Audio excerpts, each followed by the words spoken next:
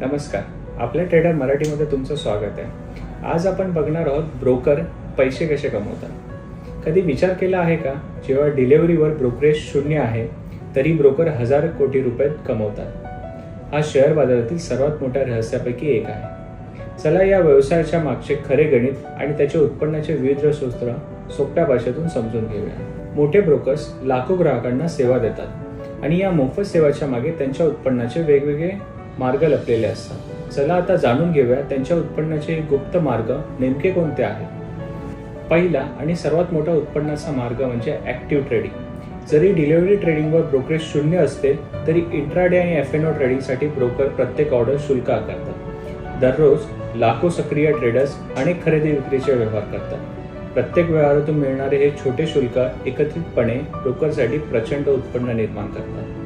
Silent charges, तुम्ही trading करत नसला तरी ब्रोकर्स कमाई करतात। AMC म्हणजेच ॲन्युअल मेंटेनन्स चार्जेस आणि DP चार्जेस म्हणजे शेअर्स विकताना लागणारे शुल्क हे त्यांच्या उत्पन्नाचे महत्त्वाचे स्रोत आहे। प्रत्येक व्यवहारावरील छोटे शुल्क लाखो ग्राहकांमुळे मोठ्या कमाईत बदलते। तिसरा लपवलेला खजिना म्हणजेच आयडियल फंड्सवरील व्याज।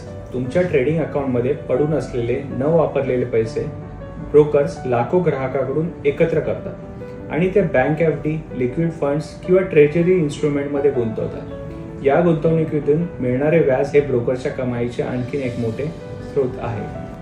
चौथा उत्पन्नाचा मार्ग म्हणजे मार्जिन फंडिंग, त्यालाच MTF असे म्हणतात। तुमच्याकडे पुरेसे भांडवल नसल्यास ब्रोकर तुम्हाला ट्रेडिंगसाठी कर्ज रुपयाने निधी देतात। या उधार दिलेल्या रकमेवर ते व्याज आकारतात। त्यामुळे मार्जिन फंडिंग हा त्यांच्यासाठी अत्यंत फायदेशीर व्यवसाय असतो।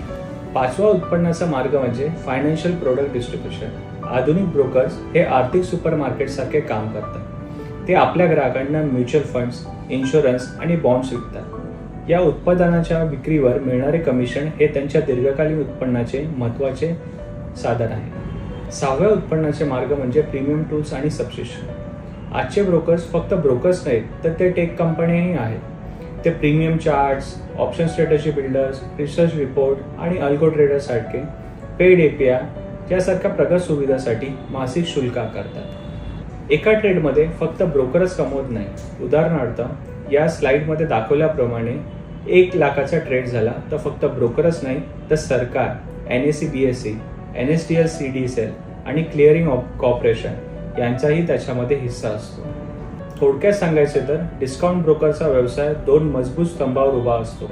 मोठी कमाई करणारे मार्ग म्हणजेच F&O ब्रोकरेज, मार्जिन फंडिंग आणि आयडियल फंड्सवरील इंटरेस्ट। नियमित कमाई करणारे मार्ग म्हणजेच AMC, DP charges, premium subscription, mutual fund आणि इन्शुरन्स कमिशन।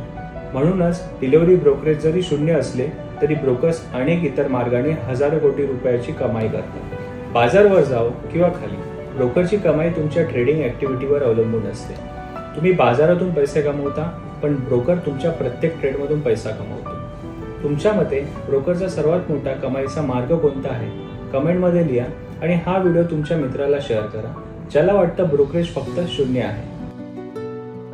शिका, गुंतवणूक करा आणि शहाणपणाने प्रगती करा।